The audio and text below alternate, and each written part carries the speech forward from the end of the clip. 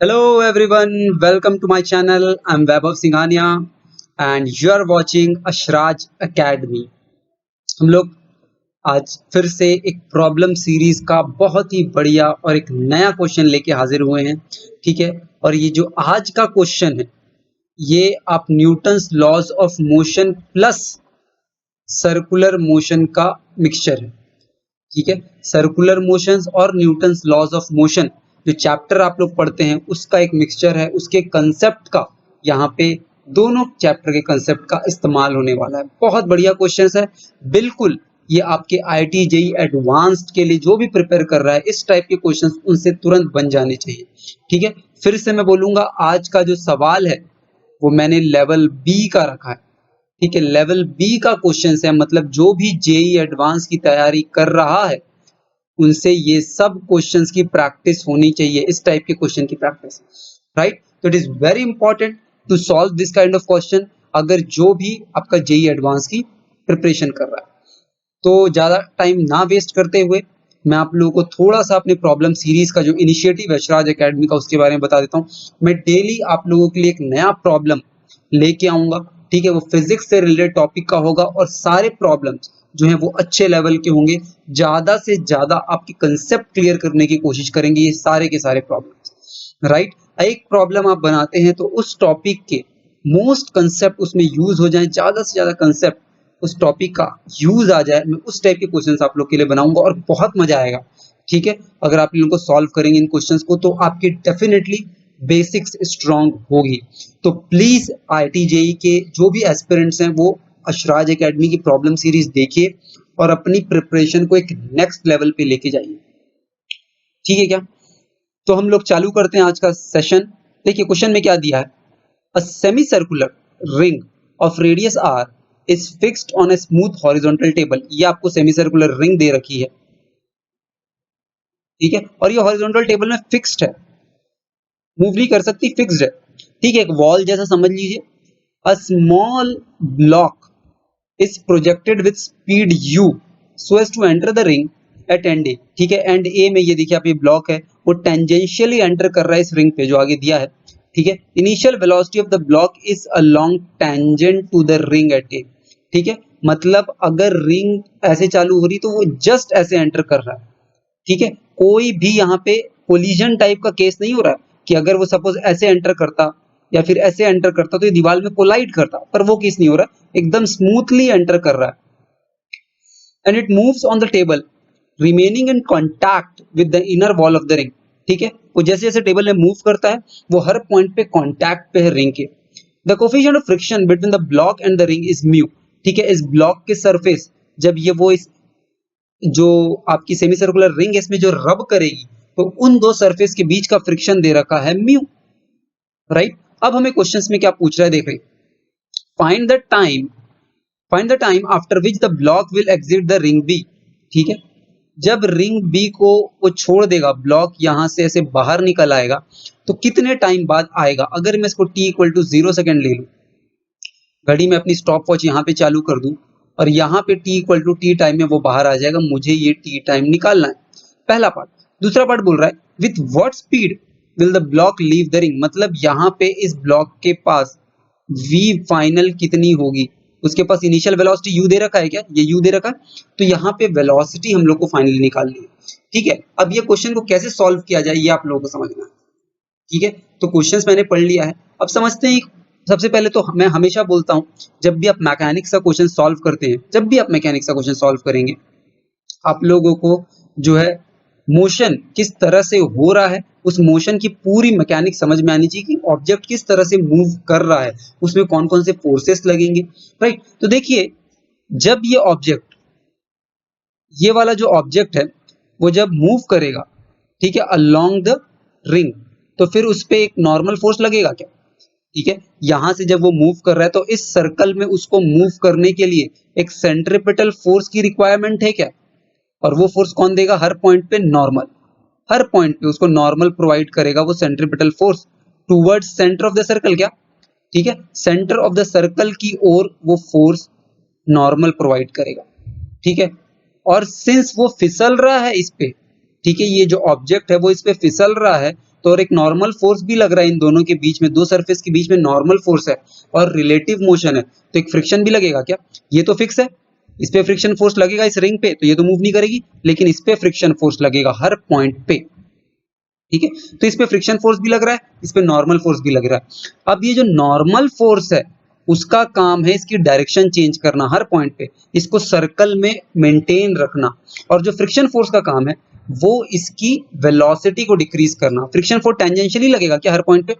अरे देखिए, friction force जब ये ब्लॉक यहाँ पे मूव करेगा तो हर पॉइंट पे टेंजेंशियली लगेगा क्या? हर पॉइंट पे टेंजेंशियली लगेगा, मतलब वो इसकी स्पीड रिड्यूस करेगा क्या?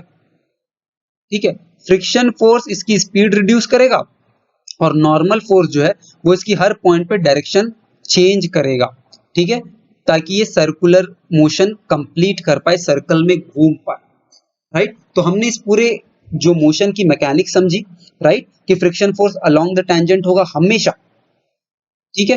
तो अब समझते हैं कि हम लोग किस तरह से वेलोसिटी निकाल पाए इसकी, और ये कब बाहर आ जाएगा वो हम लोग कैसे निकालेंगे। देखिए देखिए, मैं एक सबसे बेसिक इक्वेशन लिखता हूं, इस पे जो सेंट्रीपिटल फोर्स लगेगा, ठीक है, जो इस पे यहां से एक नॉर्मल फोर्स लगेगा उसकी वैल्यू मैं बोल सकता हूं क्या?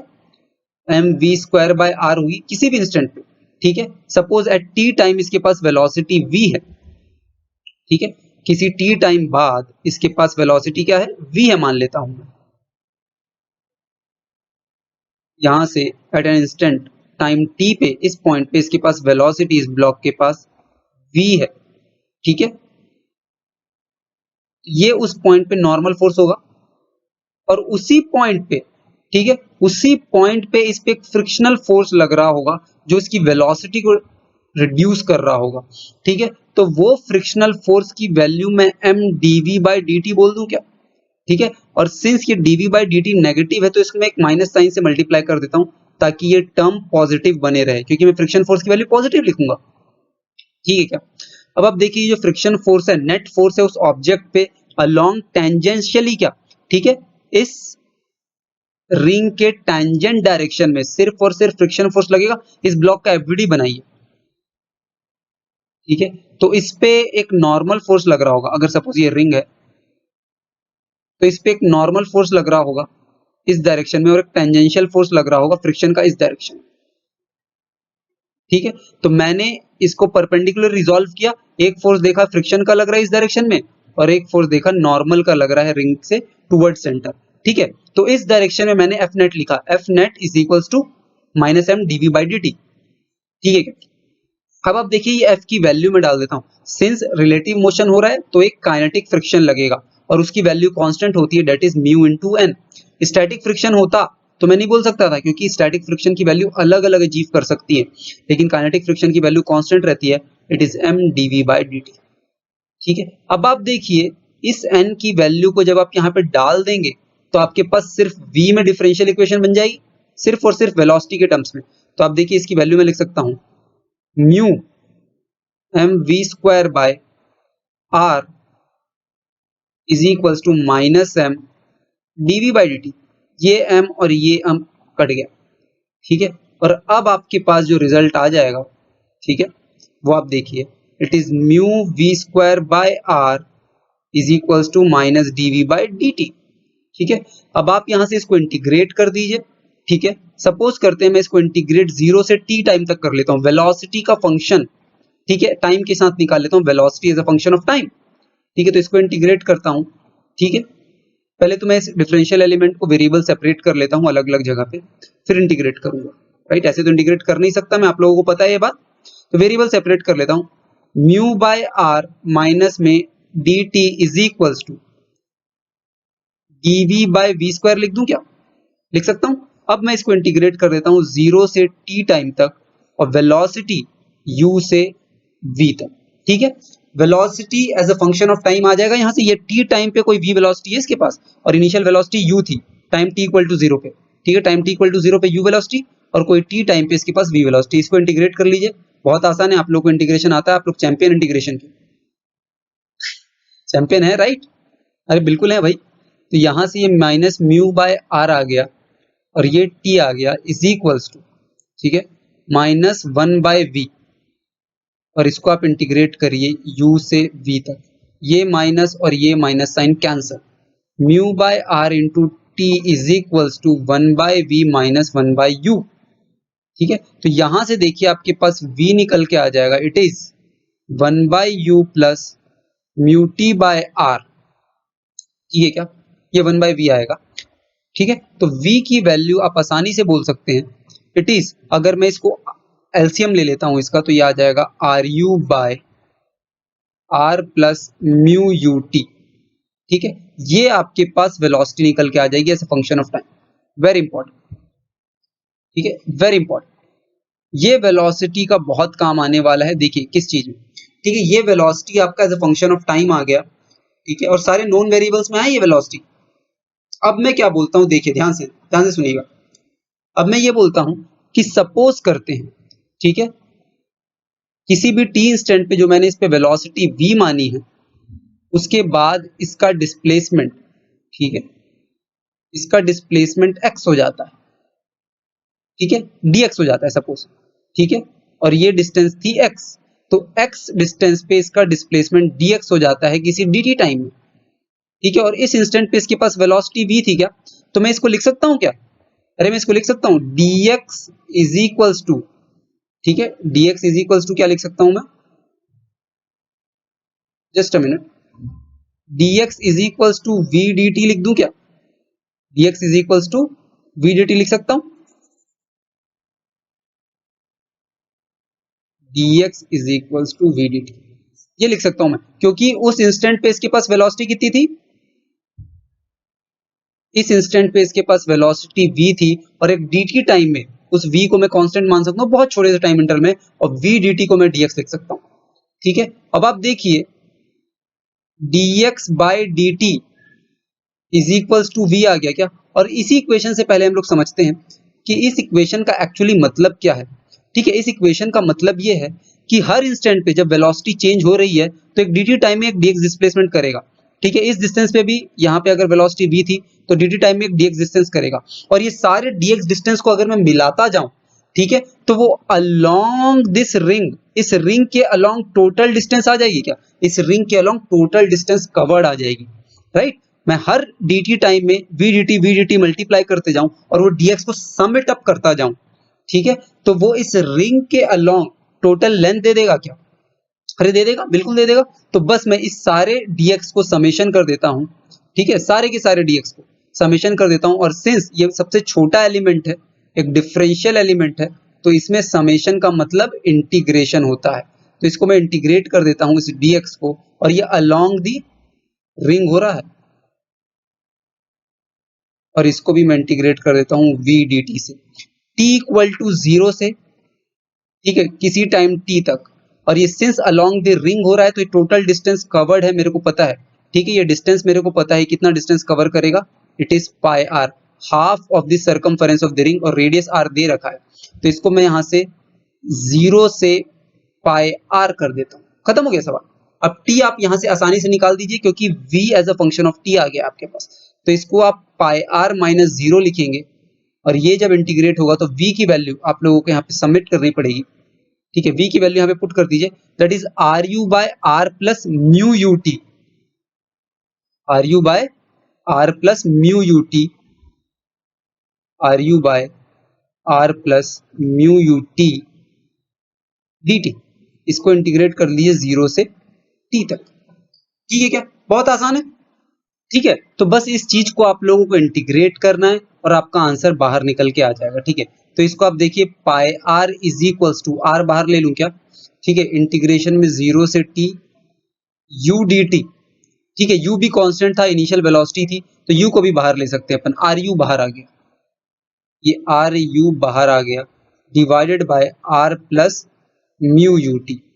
ठीक है, अब ये देखिए पूरे टर्म को मैं x मान लेता हूं, पूरे टर्म को इंटीग्रेट करने के लिए, इंटीग्रेशन में आप लोगों ने सीखा होगा, r plus mu U T को मैं x मान लेता हूं, इसका डिफरेंशियल एलिमेंट लूंगा तो mu u d T is equals to d x आ जाएगा, तो dt की वैल्यू, dt की वैल्यू, dt की वैल्यू मैं dx बाय म्यू यू बोल दूं क्या, dt is equals to dx by mu u, अरे बोल सकता हूं। ठीक है, तो बस यही चीज मैं यहाँ पे इस्तेमाल करता हूँ। और लिमिट्स का आप ध्यान रख लेंगे, लिमिट्स कहाँ से कहाँ जाएगी, ठीक है। तो इस चीज को मैं pi R is equals to, R u बाहर में है, इंटीग्रल में 0 से t, ठीक है। dt को मैं क्या dx बाय म्यू यू डाल दूं, तो यहाँ पे म्यू यू लिख देता हूँ और ये dx लिख देता हूँ, और ये पूरी टर्म को तो मैंने x डाल दिया है, ठीक है। अब जो लिमिट यहाँ लगेगी वो x की लगेगी क्या, t की नहीं लगेगी, अरे x की लगेगी, क्योंकि आपने डिफरेंशियल जो है वो x का ले लिया है, पहले t में चल रहा था, इंटीग्रेशन आप t का कर रहे थे, अब x का कर रहे हैं, ठीक है। तो पहले t इक्वल टू 0 पे x की वैल्यू क्या होती, r होती, तो t इक्वल टू 0 पे x की वैल्यू r डाल दिया, और t is equal to t पे, ठीक है, t is equal to t पे x की वैल्यू क्या आएगी, r plus mu you T, ठीक है। तो इंटीग्रेशन अगर आप लोगों को थोड़ी सी वीक है तो आप यहाँ से सीख सकते हैं किस तरह से आप इंटीग्रेट करेंगे, ठीक है। अब देखिए ये u से u कैंसिल कर दिया मैंने, ये r से r कैंसिल कर दिया, ठीक है। अब आप देखिए pi mu times of pi is equals to dx by x, इसका इंटीग्रल होता है ln x, और हम लोग लिमिट डाल देंगे r से r plus mu you T, ठीक है क्या। अब इस चीज को आप इंटीग्रेट कर लीजिए और आंसर बोल दीजिए, mu pi is equals to ln of, ये आप लोगों को पता है फाइनल वैल्यू आ जाएगी r plus mu you T by r, ठीक है। हमें तो फाइनल टाइम निकालना था क्या, कितने टाइम बाद वो निकल जाएगा बाहर, और ये वही टाइम t है क्या, क्योंकि मैंने यहाँ पे जो लेंथ लिया था dx का, वो सेमी सर्कुलर रिंग का पेरीमीटर ले लिया था पाई आर, ठीक है, मैंने पाई आर ले लिया था, तो पाई आर डिस्टेंस कितने टाइम में ट्रेवल कर जाएगा, ये वही तो t है, तो t की वैल्यू आप लोग निकाल लीजिए, e रेस टू पावर, ठीक है, mu pi, e raise to power mu pi, ठीक है, और फिर यहां से r मल्टीप्लाई होगा is equals to r plus mu you t, तो अब आप देखिए r E raise to power mu pi minus r divided by mu u is equals to time, ये आ जाएगा आप लोगों के पास टाइम की वैल्यू, ठीक है। तो ये टाइम आप लोगों के पास आ गया है, time is equals to r E raise to power mu pi minus में 1 डिवाइडेड बाय म्यू यू, ठीक है। तो ये आपके पास टाइम निकल के आ गया, कितने टाइम बाद वो बाहर निकल के आएगा, ठीक है। ये कंसेप्ट आप लोगों को क्लियर होने चाहिए अगर आप लोग जेई एडवांस्ड आप लोगों का फोकस है तो, ठीक है। इस टाइप के क्वेश्चंस आप लोगों को हार्डली 2 मिनट में बन जाने चाहिए, ठीक है, बिल्कुल पूछे जा सकते हैं, इस टाइप के क्वेश्चंस आए हुए हैं, बिलीव मी, इस टाइप के क्वेश्चंस आए हुए हैं, ठीक है। तो बिल्कुल इस टाइप का कंसेप्ट एप्लीकेशन आ सकता है, तो बिल्कुल भी आप लोगों से कोई भी झिझक नहीं होनी चाहिए इस टाइप क्वेश्चंस बनाने में। अब दूसरा पार्ट पे जाते हैं हम लोग, जो सेकंड पार्ट है, ठीक है। तो इसका जो सेकंड पार्ट है वो बोल रहा है with what speed will the block leave the ring, अब स्पीड क्या है जिससे ब्लॉक इस रिंग को लीव करेगा, ठीक है। तो मुझे तो speed as a function of time मिल गया था क्या, अरे speed as a function of time तो मैंने निकाला ही हुआ है, ठीक है क्या। अब उस फंक्शन ऑफ टाइम में t की वैल्यू जो मैंने अभी निकाली, जब वो स्प्रिंग को लीव करेगा तो वो t मैं डाल दूंगा उस वेलोसिटी जो फंक्शन ऑफ टाइम में है, तो मुझे वेलोसिटी मिल जाएगी, और वेलोसिटी कितनी थी, वेलोसिटी हम लोगों ने क्या निकाली थी, R you by are plus mu you T, ठीक है। तो इस चीज को हम लोग सॉल्व करते हैं, देखिए वेलोसिटी मैंने निकाली हुई है आर यू बाय क्या निकाली थी, R plus mu you T, R plus mu you T, ठीक है, ये मैंने वेलोसिटी निकाली है। और इसी वेलोसिटी में जो मुझे v फाइनल निकालूंगा मैं, वो v जो फंक्शन ऑफ टाइम है, ठीक है, v जो फंक्शन ऑफ टाइम है, उस टाइम की जगह मैं क्या पुट कर दूंगा, जो मेरा टाइम निकल के आया है यहाँ पे, ठीक है, r by mu you E raise to power mu pi minus 1, ठीक है। ये बिल्कुल कॉपी पेन के साथ आप लोग लेके बैठेंगे तो ये जो मैं स्लाइड करता हूँ चीजें वो आप लोगों को समझ में आ जाएगी, क्योंकि आपके पास खुद रिजल्ट आपके कॉपी में होंगे, ठीक है। तो ये वैल्यू हम लोग यहाँ पे टाइम की जगह डाल देते हैं, r by mu you E raise to power mu pi minus 1, ठीक है। टाइम की जगह मैंने ये डाल दिया v फाइनल में। अब यही जो velocity as a function of time था, उसमें टाइम की जगह मैं ये पुट कर देता हूँ, और मेरे पास जो वेलोसिटी आ जाएगी वो r you by are plus mu u, और टाइम की जगह मैं डाल दूंगा r by mu you E raise to power mu pi minus 1। ये देखिए ये म्यू यू और ये म्यू यू कट गया, कट गया, बिल्कुल कट गया, और ये जो r है वो ये r जब -1 के साथ मल्टीप्लाई होगा तो ये भी कट जाएगा, तो फाइनल आंसर जो आ जाएगा वो आ जाएगा r बाय